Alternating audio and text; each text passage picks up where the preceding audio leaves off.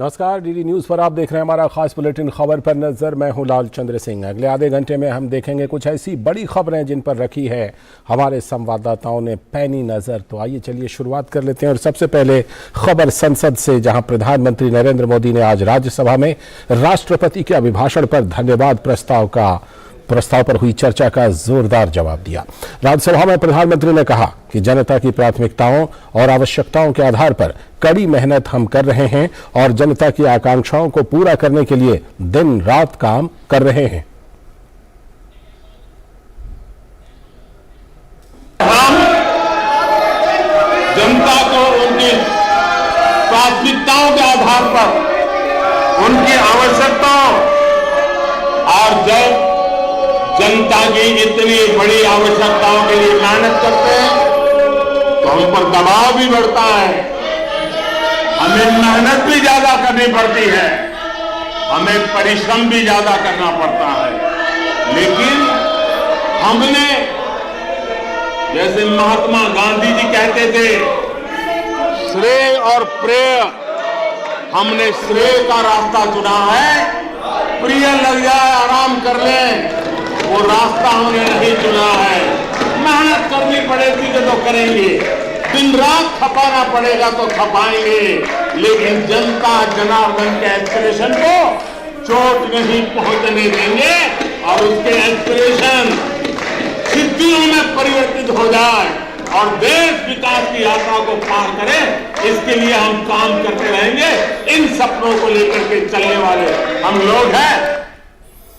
और इसके साथ ही प्रधानमंत्री ने कहा कि हमारी सरकार देश को विकास का मॉडल दे रही है। साथ ही उन्होंने कहा कि देश की जनता कांग्रेस को बार बार नकार रही है। हम देश को विकास का ये मॉडल दे रहे हैं जिसमें हितधारक सबको उनके हक मिले। देश हमारे साथ है। कांग्रेस को बार बार देश नकार रहा है, लेकिन कांग्रेस और उसके साथी अपनी साजिशों से बाज नहीं आते हैं और जनता ये देख भी रही है और उनको हर मौके पर सजा भी देती रही। और राज्यसभा में हंगामे के बीच प्रधानमंत्री ने विपक्ष पर तंज कसते हुए कहा कि जितना कीचड़ उछालोगे कमल तो उतना ही खिलेगा और कमल को खिलाने में आप लोगों की ही सबसे बड़ी भूमिका है।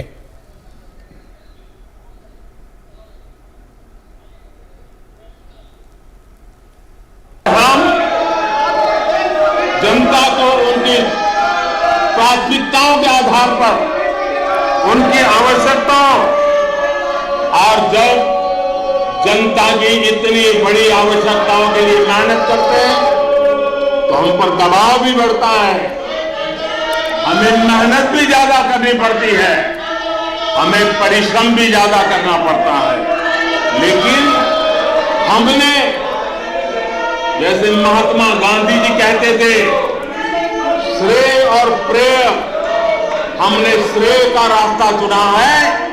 प्रिय लग जाए आराम कर लें, वो रास्ता हमने नहीं चुना है। मेहनत करनी पड़ेगी तो करेंगे, दिन रात खपाना पड़ेगा तो खपाएंगे, लेकिन जनता जनार्दन के एस्पिरेशन को चोट नहीं पहुंचने देंगे और उसके एस्पिरेशन सिद्धियों में परिवर्तित हो जाए और देश विकास की यात्रा को पार करे, इसके लिए हम काम करते रहेंगे। इन सपनों को लेकर के चलने वाले हम लोग हैं। और इस वक्त हम सीधे चलते हैं अपने संवाददाता राजेश राज के पास, जो हमारे साथ इस खबर पर जुड़ चुके हैं। प्रधानमंत्री ने जिस तरह से आज राज्यसभा में जोरदार जवाब दिया है। राजेश, कल प्रधानमंत्री ने लोकसभा में चर्चा का जवाब दिया था, आज राज्यसभा में ये जोरदार जवाब देखने को मिला। प्रधानमंत्री की बातों को अगर हम देखें, उन्होंने कई चीजें कही, जितना कीचड़ उछालोगे उतना कमल खिलेगा, ये बात कही। इसके साथ ही उन्होंने अर्थनीति बनाम अनर्थ नीति की बात कही। प्रधानमंत्री के भाषण में आज मुख्य तौर पर कल से अलग क्या क्या था? देखिए, प्रधानमंत्री नरेंद्र मोदी जब भी कहीं पर अपनी तकरीर पेश करते हैं, कहीं पर भी संबोधन देते हैं, पूरे होमवर्क के साथ आते हैं और कोई फैक्चुअल मिस्टेक नहीं छोड़ते कि विरोधी उन पर हमले करें। और आज जिस तरीके से उन्होंने विपक्ष की हम कह सकते हैं कि धज्जियां उड़ा दी, उसकी सराहना जरूर की जानी चाहिए।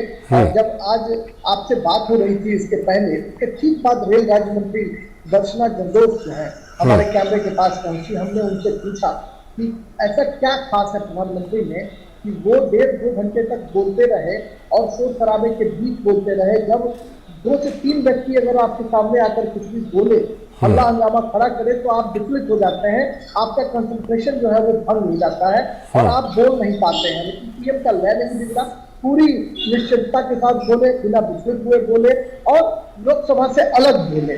तो ये कहीं ना कहीं दिखाता है कि उनका जो पॉलिटिकल विल है और जो उनका अपना एक अंदाज है वो काबिल तारीफ है।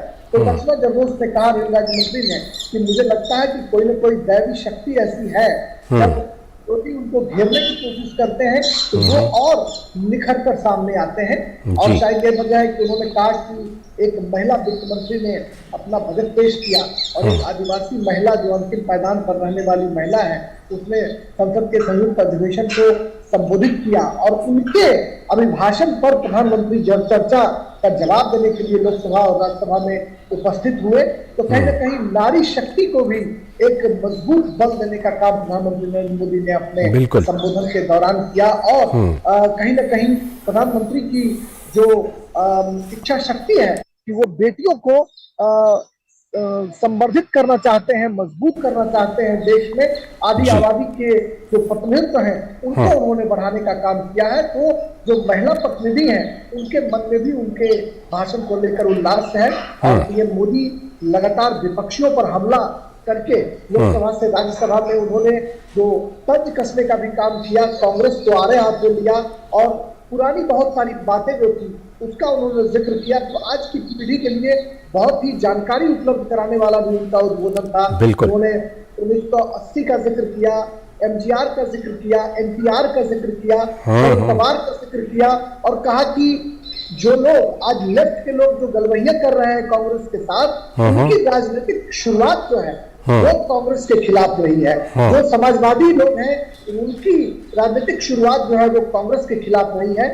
किन परिस्थितियों में वो साथ आ गए, ये बहुत ही चौंकाने वाली बात। ठीक है, जिस तरह से प्रधानमंत्री ने खास तौर पर जिक्र किया सत्ता के दुरुपयोग का, भ्रष्टाचार का, जो पहले की सरकारों के दौरान हुए, प्रधानमंत्री ने बिना नाम लिए निश्चित रूप से जो सवाल उठाए जा रहे थे उन सवालों का मुकम्मल जवाब दिया अपने संबोधन में। बिल्कुल आपने सही कहा कि उन्होंने जवाब दिया। और जो सबसे दुखद पहलू था जिसको लेकर प्रधानमंत्री ने इशारों में बहुत सारी बातें कही, वो ये कि राष्ट्रपति के अभिभाषण पर धन्यवाद प्रस्ताव का जब चर्चा में लोग भाग लेते हैं तो एक असहमति के बीच भी सहमति के रास्ते उसमें निकलते हैं। बजट पर भी असहमति के बीच सरकार की खिंचाई करने के बावजूद कहीं न कहीं बजट को पास कराया जाता है। राष्ट्रपति के अभिभाषण पर धन्यवाद प्रस्ताव में भी विपक्ष और सत्ता जो है दोनों साथ नजर आते हैं। लेकिन जिस तरीके से 2-3 दिनों तक अवरोध रहा, उसकी वजह से चर्चा देर से शुरू हुई, वो कहीं ना कहीं प्रधानमंत्री नरेंद्र मोदी के मन में ये बात जरूर दिखाई पड़ रही थी कि कहीं ना कहीं अवरोध पैदा करने की जो कोशिश की गई सदन के भीतर, वह कहीं ना कहीं उनके मन में इस बात की कचोट जरूर थी। और शायद यही वजह था कि उन्होंने अपने संबोधन में लालचंद्र ये कहा कि यह देश जो है इसका एक अपना पुराना विरासत है और यह सामान्य मानविकी, सामान्य जो लोग हैं उनके पसीने से ये देश निर्मित है, किसी एक परिवार का ये जागीर नहीं है। तो आप समझ सकते हैं कि इशारों में उन्होंने नेहरू गांधी परिवार पर भी हमले बोले और जो लेफ्ट पार्टियां कांग्रेस के साथ अभी सुर में सुर मिला रही हैं उनको भी नहीं बख्शा। और कहा कि एनटी रामाराव जब विदेश गए इलाज कराने के लिए तब उनकी सरकार को कांग्रेस ने अपदस्थ कर दिया, एमजी रामचंद्रन की सरकार को अपदस्थ कर दिया। और उन्होंने कहा कि धारा 356 का सबसे ज्यादा दुरुपयोग कांग्रेस ने किया। और इंदिरा गांधी का उन्होंने जिक्र किया कि तत्कालीन प्रधानमंत्री इंदिरा गांधी ने सबसे ज्यादा 356 का दुरुपयोग किया। तो फिर कांग्रेस कैसे ईमानदारी, आदर्श और स्वच्छता की बात करती है, ये प्रधानमंत्री मोदी के भाषण का लब्बो-लुआब था कि अगर आप भ्रष्टाचार का आरोप अगर किसी और पर लगाते हैं तो पहले अपने गिरेबान में झांक कर देखें। राजेश, फ्री बी की राजनीति, प्रधानमंत्री इस मुद्दे को उठाते रहे हैं कि शॉर्टकट से शॉर्ट सर्किट होती है और आज भी प्रधानमंत्री ने जिस तरह अर्थ नीति और अनर्थ नीति इन दोनों का जिक्र किया अपने जवाब में, अपने संबोधन में, उन्होंने निश्चित तौर पर जो वो जिस मुद्दे को उठाते रहे हैं उस मुद्दे को आज और एक जोरदार आवाज देने का काम किया अपने संबोधन में।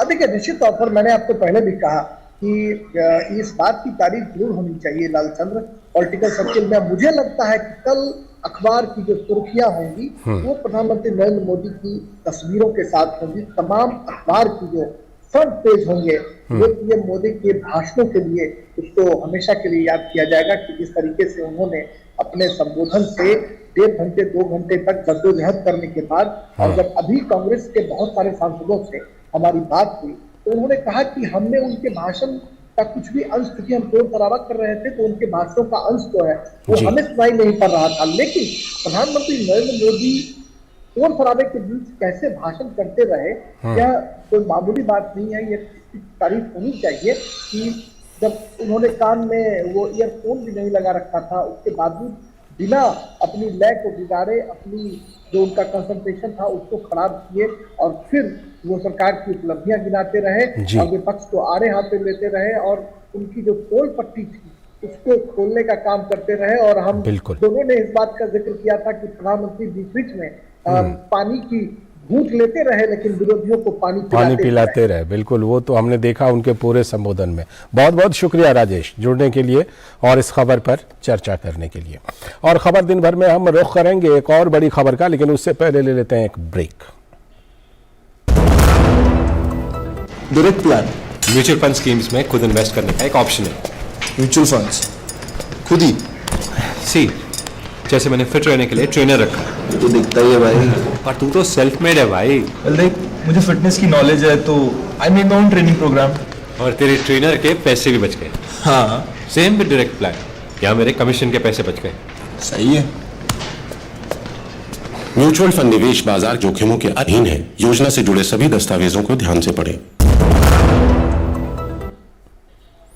स्वागत है ब्रेक के बाद। आप देख रहे हैं खबर पर नजर। अब रुख करते हैं पूर्वोत्तर राज्य त्रिपुरा के चुनावी हाल का। भाजपा के राष्ट्रीय अध्यक्ष जेपी नड्डा आज चुनावी राज्य त्रिपुरा के दौरे पर हैं।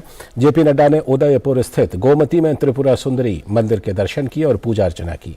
इस दौरान त्रिपुरा के मुख्यमंत्री माणिक साहा भी उनके साथ उपस्थित रहे। जेपी नड्डा ने आज त्रिपुरा विधानसभा चुनाव के लिए अगरतला में पार्टी का संकल्प पत्र भी जारी किया। जेपी नड्डा ने इसके साथ ही खायरपुर में विजय संकल्प रैली को भी संबोधित किया और पत्रकारों से बात करते हुए जेपी नड्डा ने कहा कि यहां आकर उन्हें एक नई ऊर्जा और ताकत मिलती है।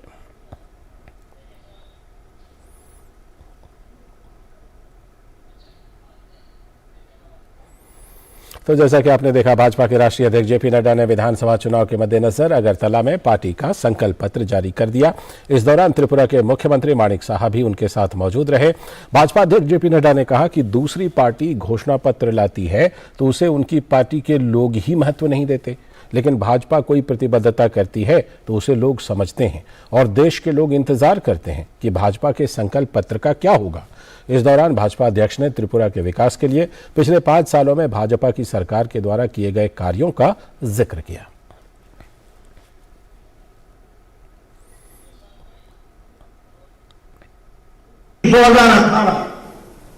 त्रिपुरा की राजनीति में एक तरफ से निकास द्वार साबित हुआ है और एक तरफ से प्रवेश द्वार साबित हुआ है। निकास द्वार साबित हुआ है लाल आतंक का, निकास द्वार साबित हुआ है भ्रष्टाचार, निकास द्वार साबित हुआ है करप्शन एंड कमीशन, निकास द्वार साबित हुआ है क्रिमिनलाइजेशन का, और प्रवेश द्वार बना है भारतीय जनता पार्टी के द्वारा। और वह प्रवेश द्वार है विकास का, वह प्रवेश द्वार है शांति का, वह प्रवेश द्वार है सद्भाव का, वह प्रवेश द्वार है तरक्की का, वह प्रवेश द्वार है नई उमंग नई उड़ान का, और वह प्रवेश द्वार है उन्नतो त्रिपुरा श्रेष्ठो त्रिपुरा का। हमारे संवाददाता कुमार आलोक काफी दिनों से त्रिपुरा में चुनावी कवरेज कर रहे हैं, हमारे साथ जुड़ चुके हैं इस खबर पर और ज्यादा चर्चा करने के लिए। आलोक, आज जो संकल्प पत्र है बीजेपी का, बीजेपी जाहिर सी बात है कि पिछले 5 साल से सत्ता में हैं और आज फिर से उन्होंने इस बार के चुनाव के लिए संकल्प पत्र जारी किया। क्या कुछ खास बातें हैं, क्या कुछ आगे के विकास की कहानी के बारे में बीजेपी ने अपने संकल्प पत्र में बताया? लोग देखिए, सबसे पहले तो उन्होंने जब संकल्प पत्र का जब वहाँ प्रकाशित उन्होंने किया, उसके बाद एक लंबा भाषण उन्होंने दिया। काफ़ी पैक्ड पब्लिक वहाँ पर जुटी थी रविंद्र भवन में, और वहाँ पर उन्होंने अपनी सरकार की जो त्रिपुरा सरकार की जो पिछले 5 साल की जो विशेषताएं थी, जो उनके कार्य किए गए थे, विकास के कार्य किए गए थे, उसका पूरा खाका रखा। और उन्होंने ये भी कहा, जो आपने अभी उनके बाइट में सुना, कि जो पार्टियां हैं एक तरह से सिंबल बन गया है कि वो घोषणा पत्र तो जारी करती है, लेकिन उसको फिर ठंडे बस्ते में डाल देती है। जो उनके मन में होता है वो फिर 5 साल में करती है। लेकिन भारतीय जनता पार्टी जो घोषणा पत्र जारी करती है, संकल्प पत्र जो जारी करती है, उस पर अक्षरशः अमल करती है। और यही कारण है कि जो हमने 2018 में जो भारतीय जनता पार्टी ने जो वादा किया था जनता के साथ, उस वादे को अक्षरशः पूरा किया है। और उसके साथ साथ कुछ वादे नहीं भी किए हैं, उसको भी पूरा करने का प्रयास किया है, और उसमें सफल भी रहे हैं। हम एक थोड़े से हाइलाइट्स को अगर हम देखें, जरूर, जैसे कि हम अगर हम बात करें हाउस होल्ड की, यानी कि 3,37,000 हाउसेस बनाने का लक्ष्य था, जिसमें कि 2,54,000 हाउसेस बनके यहाँ पर तैयार हुए। और अगले यानी अगली सरकार जब आएगी तो पूरे त्रिपुरा की जो आबादी होगी, जो जिसके पास घर नहीं है, वो उनके पास घर होगा। ये इस बार चुनावी वायदा किया भारतीय जनता पार्टी ने अपने संकल्प पत्र में। इसके अलावा हेल्थ इंश्योरेंस जो होता है, आयुष्मान योजना के तहत 1.36 लाख यानी बेनिफिशरीज हुए राज्य में, और इसके अंदर 106 करोड़ खर्च किए राज्य सरकार ने। और इस बार जब उनकी सरकार बनेगी तो ये 5 लाख का जो स्कीम था, 5 लाख का जो इंश्योरेंस जो सीमा थी, उसको बढ़ाकर 10 लाख किया जाएगा। ये संकल्प पत्र में घोषित किया गया। इसके अलावा आप देखें कि जो क्लीन वाटर प्रोवाइड करने की जो बात थी, जो टैप वाटर हाउस होल्ड्स के लिए, तो उसमें भी सरकार ने 4 लाख से अधिक हाउस होल्ड्स को यह सुविधा उपलब्ध कराई। और जो 2013 में जो प्रतिशत टैप वाटर का जो था जनता में 13% था, उसको बढ़ाकर 54% किया। और आने वाले समय में यानी अगले 5 सालों में इसे 100% जो जनता है यहाँ की जो पानी से महरूम है, उनको टैप वाटर की सुविधा प्रदान की जाएगी। इसके अलावा अब हम थोड़ा देखें, अगर हम एक बहुत इंपॉर्टेंट जो चीज था वो है कि यहाँ की जो भाषा है, आदिवासियों की जो भाषा है, ट्राइबल की जो भाषा है, कोरपोराक, तो कोरपोराक इस 5 साल में 943 स्कूलों में इस भाषा को लागू किया गया। चकमा जो भाषा है उसको 58 स्कूलों में लागू किया गया, और हलाम कुकी इसको 49 स्कूलों में लागू किया गया। लेकिन जब आने वाली जो सरकार है, या भारतीय जनता पार्टी की सरकार बनेगी, तो कोरपोराक जो बहुत ही ज्यादा बोली जाने वाली भाषा है ट्राइबल समुदाय में, तो इसको सीबीएसई और आईसीएसई में ऐड किया जाएगा। यानी कि जो कोरपोराक भाषा बोलते हैं या जो लिखते हैं, वो अपने माध्यम से सीबीएसई और आईसीएसई की परीक्षा दे सकेंगे। इसके अलावा जो जन अनुभाव जो थे, उसमें था कि 50,000 स्मार्टफोन दिया जाएगा छात्रों को। इसके अलावा एक कैंटीन होगा, सरकारी कैंटीन होगा, जो 3 टाइम भोजन देगा उन लोगों को जो गरीब हैं, और उसका फी, उसके जो लागत होगी मात्र 5 रुपए की होगी, यानी 15 रुपए में आप 3 बार भोजन कर सकते हैं। इसके अलावा एक बड़ी घोषणा की गई कि जो महिलाएं हैं, महिलाओं को 50,000 जो छात्राएं हैं, उनको फ्री में स्कूटी प्रदान किया जाएगा। तो ये एक बहुत ही व्यापक जो उन्होंने पहले रखा कि 5 सालों में हमने क्या किया, और आने वाले 5 साल में उनका क्या रोड मैप है, इसको पूरी जनता के समक्ष रखा। और एक उनका कहना था कि आने वाले 5 सालों में त्रिपुरा नंबर 1 स्टेट की तरफ अग्रसर। आलोक, जो बाकी जो पार्टियां हैं, बाकी पार्टियों की चुनावी गतिविधि किस तरह की दिखाई पड़ रही है? चाहे सीपीएम हो, कांग्रेस हो, तृणमूल कांग्रेस हो, त्रिपुरा मोथा हो, उनकी गतिविधियां, उनके प्रचार का रंग कैसा दिखाई पड़ रहा है? देखिए, प्रचार कार्य में भारतीय जनता पार्टी सघन प्रचार कर रहे हैं। इसके अलावा अगर हम वामपंथी पार्टियों की बात करें, तो वामपंथी पार्टियां भी डोर टू डोर कैंपेन, यानी इस बार सभाएं तो हो रही, जनसभाएं यहाँ पर देखी जा रही है, नेताओं की, बड़े नेताओं की, राष्ट्रीय नेताओं की। लेकिन इसके अलावा जो सबसे ज्यादा प्रेफर जो कर रहे हैं, जो डिफरेंट पॉलिटिकल पार्टीज के यहाँ पर जो नेता है या उम्मीदवार हैं, बड़े उम्मीदवार आप कह सकते हैं, मानिक साहब सीएम है और सीएम वो चुनाव लड़ रहे हैं, तो वो भी डोर टू डोर कैंपेन करना ज्यादा उसकी अहमियत दे रहे हैं। तो जनसभाओं से ज्यादा यहाँ पर डोर टू डोर कैंपेन किया जा रहा है, चाहे वो बड़े जो केंद्रीय मंत्री हैं या इसके अलावा जो यहाँ के जो बड़े नेता हैं ये इस पर ज्यादा जोर दे रहे हैं। इसके अलावा अगर आप देखें कि वृंदा करात सीपीएम की ओर से, फिर सीताराम येचुरी वो अपनी पार्टी के लिए यहाँ पर सघन रूप से प्रचार कर रहे हैं। जो स्टेट के लीडर्स हैं उनके वो प्रचार कर रहे हैं। तो तृणमूल कांग्रेस की ममता बनर्जी और उनके भतीजे अभिजीत बनर्जी ने कल रोड शो किया था, बड़ा रोड शो किया था और उसके साथ उन्होंने जनसभा को भी संबोधित किया था। और मोथा जो टिपरा मोथा पार्टी है उसके प्रद्युत देव बर्मन जो है, जो नेता है, वो जो ट्राइबल क्षेत्रों में उनका खासा असर माना जा रहा है, वो भी सघन प्रचार कर रहे हैं। तो जो पार्टियां हैं अपनी ओर से एकदम, आप कहें कि त्रिपुरा का चुनाव रोचक इसलिए है कि आप जो नॉर्थ ईस्ट की जो अन्य स्टेट्स आप देखें, अगर हम असम को छोड़ दें वहां पर भारतीय जनता पार्टी की सरकार है, तो अन्य राज्यों में हम देखते हैं कि वहां पर जो रीजनल पार्टीज है उनका ज्यादा प्रभुत्व है। हालांकि भाजपा ने इन 8 सालों में इन नॉर्थ ईस्ट रीजन में अपनी अलग पैठ बनाई है और उसका कारण एकमात्र कारण है कि लुकिस्ट पॉलिसी के तहत जो केंद्र सरकार ने जो नीति बनाई उसको लुक एक्ट में बदला। और यही कारण है कि आज नॉर्थ ईस्ट में जो विकास की जो धारा है वो आपको आंखों से देखने को आगे भी हम आपसे चर्चा करते रहेंगे। इंपॉर्टेंट है कि जी, आगे भी आपसे चर्चा करते रहेंगे। फिलहाल आपका शुक्रिया, समय की कमी है, बहुत बहुत शुक्रिया। आगे भी आपसे त्रिपुरा चुनाव के बारे में हम लगातार जानकारी लेते रहेंगे।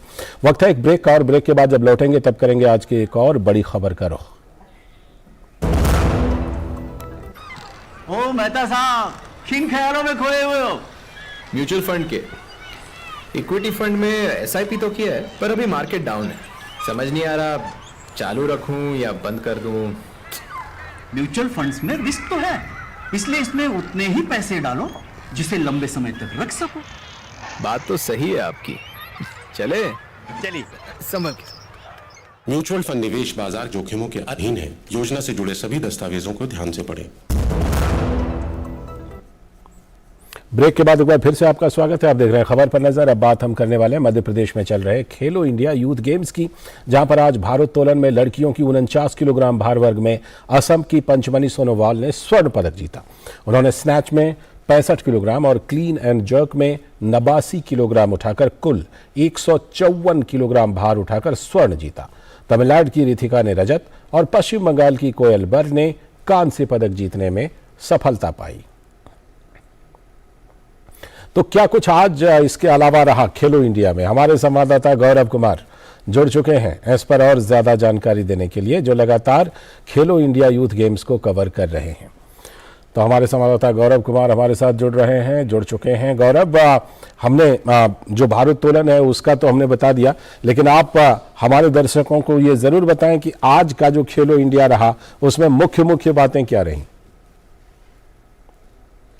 देखिए लालचंद, अगर आज के खेलो इंडिया यूथ गेम्स की अगर प्रमुख बात करें तो आज वेदांत माधवन स्विमिंग में, जो कि भोपाल में ये इवेंट जो है वो आयोजित हो रहा है स्विमिंग का, तो वहां पर वेदांत माधवन जो कि अंतर्राष्ट्रीय स्तर के एक कहना चाहिए कि स्विमर हैं, उन्होंने अपनी प्रतिभा का लोहा मनवाया। उन्होंने इससे पहले 100 मीटर में, उन्होंने इससे पहले 200 मीटर में फ्री स्टाइल में गोल्ड मेडल जीता था और आज उन्होंने एक बार फिर से अपना रुतबा मनवाते हुए 100 मीटर फ्री स्टाइल में एक बार फिर से मेडल हासिल किया। तो यहां पर महाराष्ट्र का दबदबा जो है वो पूरी तरह से तैराकी में दिख रहा है और यही बात है कि महाराष्ट्र और हरियाणा आखिर में जाकर के इन्हीं दो स्टेट के बीच जो है वो टक्कर जो है वो रह जाती है, क्योंकि महाराष्ट्र का दबदबा तैराकी में बहुत ज्यादा दिखता है और हरियाणा का दबदबा रेसलिंग में बहुत ज्यादा दिखता है। और ये दोनों ही गेम्स जो हैं वो लास्ट तक जाएंगे, यानी 11 तारीख तक जाएंगे। तो ऐसे में दोनों ही राज्यों के बीच जो भिड़ंत होगी वो काफी ज्यादा इंपॉर्टेंट हो जाएगी। अगर इसके अलावा अगर बात करें और अन्य खेलों की,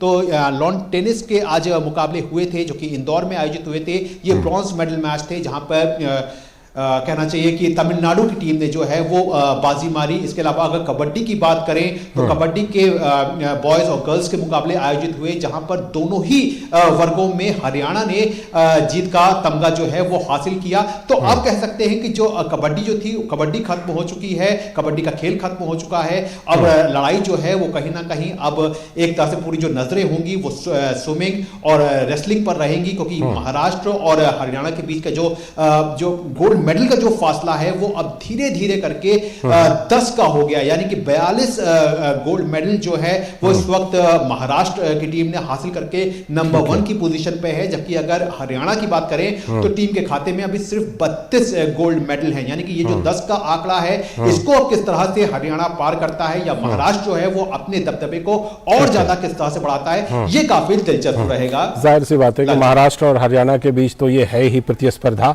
बाकी राज्यों को भी खेलो इंडिया में अपनी उपस्थिति और ज्यादा मजबूत करनी चाहिए और उम्मीद करते हैं कि एक दिन ऐसा जरूर आएगा जब बाकी राज्य भी टैली में मजबूत दिखाई पड़ेंगे। चलिए, फिलहाल आपका बहुत बहुत शुक्रिया गौरव, जुड़ने के लिए और जानकारी देने के लिए। तो इसी के साथ आज के खबर पर नजर में इतना ही, लेकिन डीडी न्यूज पर खबरों और कार्यक्रमों का सिलसिला लगातार जारी है। नमस्कार।